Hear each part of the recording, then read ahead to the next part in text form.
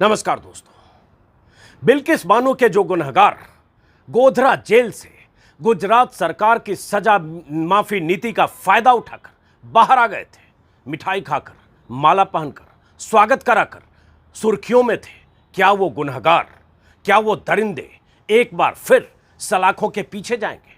क्या गुजरात सरकार की तरफ से गठित कमेटी ने, जिला कलेक्टर के नेतृत्व में गठित कमेटी ने जिस ढंग से उन गुनहगारों को रिहा किया था, क्या वो फैसला वापस हो सकता है? क्या सुप्रीम कोर्ट उन गुनहगारों की रिहाई के खिलाफ कोई फैसला दे सकता है? जिस ढंग से बीते कुछ दिनों के भीतर देश के अलग अलग इलाकों में सामाजिक कार्यकर्ताओं ने अपने अपने ढंग से विरोध जताया है, बिल्किस के दरिंदों की रिहाई पर सवाल उठाया है, और जिस ढंग से कुछ मानवाधिकार कार्यकर्ताओं ने सुप्रीम कोर्ट का दरवाजा खटखटाया है, क्या उसके बाद सुप्रीम कोर्ट कोई ऐसा फैसला दे सकता है कि वो गुनहगार जो मिठाई खाते हुए, माला पहनते हुए बिल्किस बानो के जख्म पर नमक छिड़क रहे थे, एक बार फिर उसी जेल के भीतर जाएंगे, उन्हीं सलाखों के भीतर जाएंगे जहां से उन्हें छोड़ा गया, जहां से उन्हें उस कमेटी ने सजा माफी नीति के तहत रिहा किया, जिस कमेटी में 5 नुमाइंदे बीजेपी के थे, जिस कमेटी में एक बीजेपी का ऐसा विधायक भी था जिसने कहा था ये ब्राह्मण है, संस्कारी है।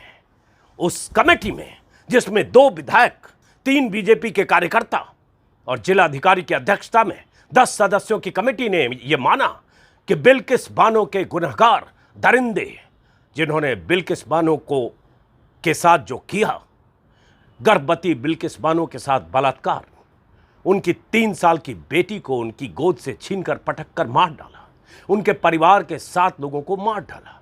बिल्किस बानो के साथ दरिंदगी की कहानियां दुनिया भर के लोग जानते हैं, लेकिन वो दरिंदे सजा माफी नीति के हकदार बनकर जेल से निकले।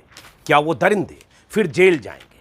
सुप्रीम कोर्ट में जिस ढंग से कल इस मामले पर याचिका के दौरान सीजेआई ने कहा है कि हम इस पर विचार करेंगे, सजा माफी नीति के तहत छोड़े गए गुनहगारों के खिलाफ या फैसले के खिलाफ याचिकाओं पर सुप्रीम कोर्ट अगर कोई फैसला देता है तो अपने आप में इंसाफ के रास्ते पर एक कदम बढ़ने की तरफ होगा, और हम जैसे लोग इंतजार करेंगे उस दिन का जब चीफ जस्टिस रमना ऐसा कोई फैसला देंगे। हुआ क्या है कल, जिसका जिक्र मैं करना चाहता हूं। कल आपाधापी में बहुत खबरों के बीच मैं इस खबर को चूक गया, लेकिन आज जब अखबारों में खबरें देखी तो लगा ये बात भी आप तक पहुंचनी चाहिए। कल सुप्रीम कोर्ट में रिहाई को चुनौती दी गई, बिल्किस के दोषियों की रिहाई को चुनौती दी गई।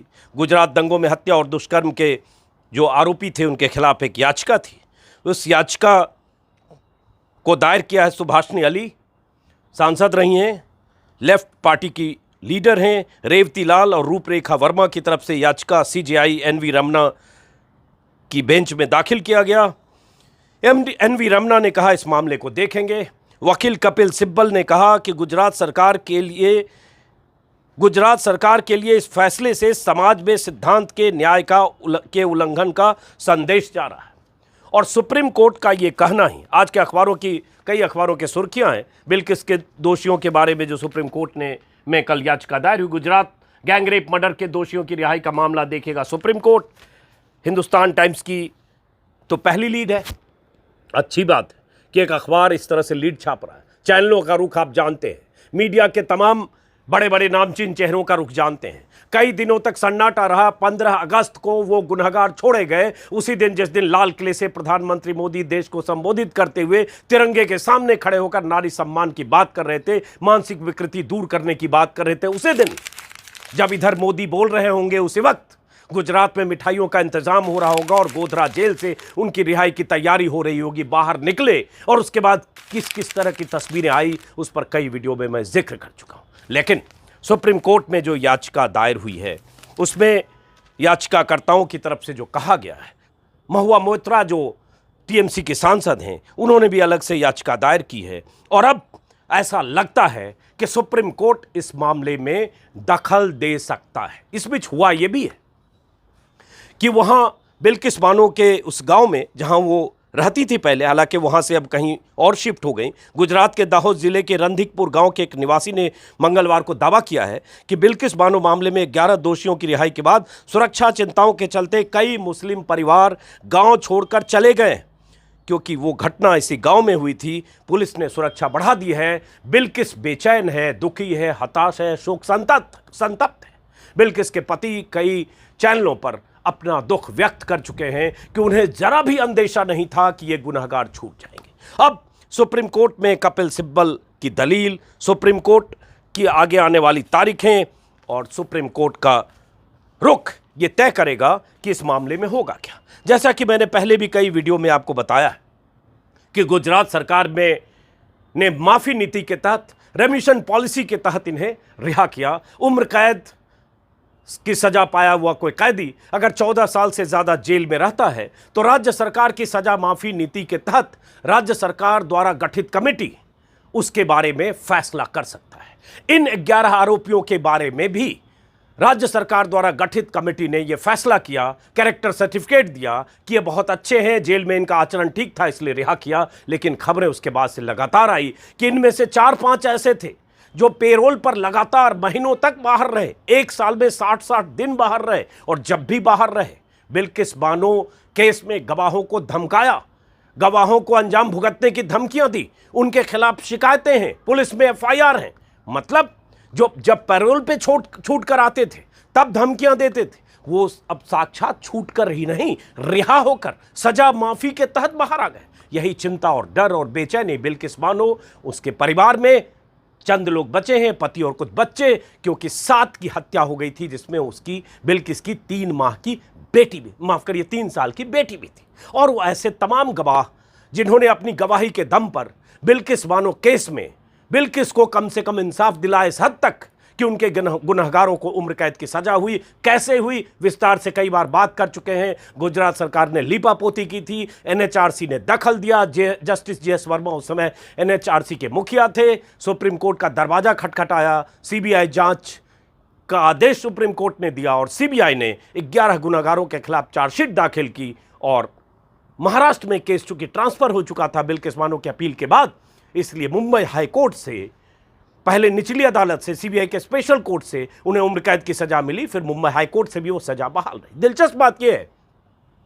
और चिंता की बात यह है कि बिल्किस बानो केस में हाई कोर्ट से सजा बहाल रखने वाले जज, उनके बयान और इंटरव्यू बीते 3 दिनों से मैं लगातार देख रहा हूं। वो भी कह रहे हैं चिंताजनक बात है जिस ढंग से गुजरात सरकार ने इन गुनहगारों को, सरकार इसलिए बोल रहा हूं कि कमेटी जिला की थी, जिलाधिकारी उस कमेटी के अध्यक्ष थे, मतलब मान लीजिए वो सरकारी कमेटी थी, और बाकी 4 और अधिकारी थे। जिस ढंग से कमेटी ने रिहा करने का फैसला किया, ये गलत है। ये सवाल वो जज भी उठा रहे हैं जिन्होंने बिल्किस बानो केस में उन गुनहगारों की सजा को बहाल रखा था। जज के हवाले से, जस्टिस उमेश साल्वी के हवाले से खबरें आज भी छपी है कि गुजरात सरकार को हमसे कंसल्ट करना चाहिए था। उनका एक बयान है, government has the power to give remission but it should think about every factor before giving any decision और else it is not right. I don't know if they went through the procedure. ये justice का कहना है, उस justice का जिन्होंने सजा बहाल रखने का फैसला किया था। अब सिर्फ उम्मीद सुप्रीम कोर्ट के माइलॉर्ड से, सिर्फ सुप्रीम कोर्ट के जजों से, क्योंकि सुप्रीम कोर्ट ही था जिसने गुजरात सरकार की पुलिस ने जब बिल्किस बानो केस में लीपापोती कर दी थी, बिल्किस बानो को इंसाफ मिलने की उम्मीद जब खत्म हो रही थी, तब सुप्रीम कोर्ट ही था जिसने इस मामले में सीबीआई जांच के आदेश दिए थे। सुप्रीम कोर्ट ही था जिसके आदेश के बाद सीबीआई जांच हुई, बिल्किस को इंसाफ मिला। आज फिर एक बार सुप्रीम कोर्ट के दरवाजे पर याचिका करता है, याची की तरह। हालांकि सुप्रीम कोर्ट ही है जहां तक गुनहगारों में से एक पहुंचा था और कहा था रेमिशन पॉलिसी के तहत उसे रिहाई दी जानी चाहिए। और सुप्रीम कोर्ट ने गुजरात सरकार को कहा था कि इनकी अपील पर आप विचार करिए। पेच यहां है कि गुजरात में 2 रेमिशन पॉलिसी है। 1992 की पहले की पॉलिसी जिसमें सजा याफ्ता अपराधियों को सजा माफी के लिए कोई उसमें पाबंदी नहीं है कि उम्र कैद या रेप या मर्डर के आरोपी के बारे में भी, गुनहगार दोषी के बारे में भी कोई कैटेगरी नहीं है। बट 2014 में पिछली पॉलिसी को निरस्त करके दूसरी पॉलिसी गुजरात में बनी जिसमें साफ है कि उम्र कैद पाया हुआ अपराधी, दोषी रेप का दोषी या हत्या के दोषी को रेमिशन पॉलिसी के तहत सजा माफी नहीं मिल सकती है। सरकार ने क्या किया या सरकारी कमेटी ने क्या किया? बैक डेट में जो पहले की जो नीति थी उस नीति का फायदा उठाया या उस नीति का इस्तेमाल किया इन गुनहगारों को छोड़ने में। तर्क ये दिया गया कि जब वो कन्विक्ट हुए थे तब वही नीति लागू थी, 2014 की नीति बाद में आई। अब यहां सुप्रीम कोर्ट पूरे मामले को देखेगा और उसके बाद चूंकि देश भर में विरोध की आवाजें उठी है, ये अलग बात है, वो आवाजें न सत्ता पक्ष की तरफ से है, न बीजेपी की तरफ से है, न सरकार समर्थक मीडिया की तरफ से है, न नामचीन चेहरों की तरफ से है, न चैनल की तरफ से। वो आवाजें कुछ सामाजिक कार्यकर्ताओं की तरफ से है, मानवाधिकार कार्यकर्ताओं की तरफ से और हर चिंतनशील नागरिक की तरफ से है जो मानता है कि देश को संविधान और कानून के दायरे में चलते हुए एक ऐसी महिला को जिसके साथ नाइंसाफी हुई है उसे इंसाफ मिलना चाहिए। और देश में ऐसा माहौल है कि अगर मैं वीडियो में बार बार कर चुका हूं कि अगर महिला का नाम बिल्किस बानो न होता तो शायद बहुत हंगामा होता। हमने वो दिन देखे हैं जब निर्भया कांड पर कैसे पूरा देश उमड़ पड़ा था, कैसे दिल्ली में लाठियां चली थी, सड़कों पर विरोध प्रदर्शन हुआ था,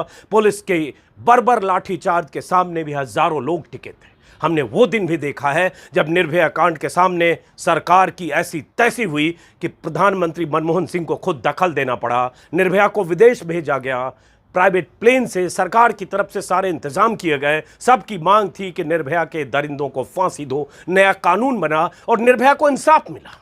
लेकिन यहां बिल्किस बानो का सवाल है, यहां सवाल उसके नाम का है, जिस नाम के साथ लोगों के दिलों में नफरत इतना जोर मारता है कि इंसाफ की बात कहीं दफन हो जाती है। इसलिए मैंने बार बार इस वीडियो में कहा है कि अगर उसका नाम बिल्किस बानो ना होता और वो गुनहगार संस्कारी ब्राह्मण ना होते जिसका जिक्र बीजेपी के विधायक ने ही कर दिया तो शायद आज स्थितियां दूसरी होती। फिलहाल उम्मीद सुप्रीम कोर्ट से है, माय लॉर्ड से है। देखते हैं कि सुप्रीम कोर्ट ने दरवाजे तो खोले हैं ये कहते हुए कि हम इस पर विचार करेंगे। अब सुप्रीम कोर्ट में सुनवाई होगी, दलीलें होगी, लेकिन देखना है कि सुप्रीम कोर्ट का रुख क्या होता है। आज जैसे हिंदुस्तान टाइम्स ने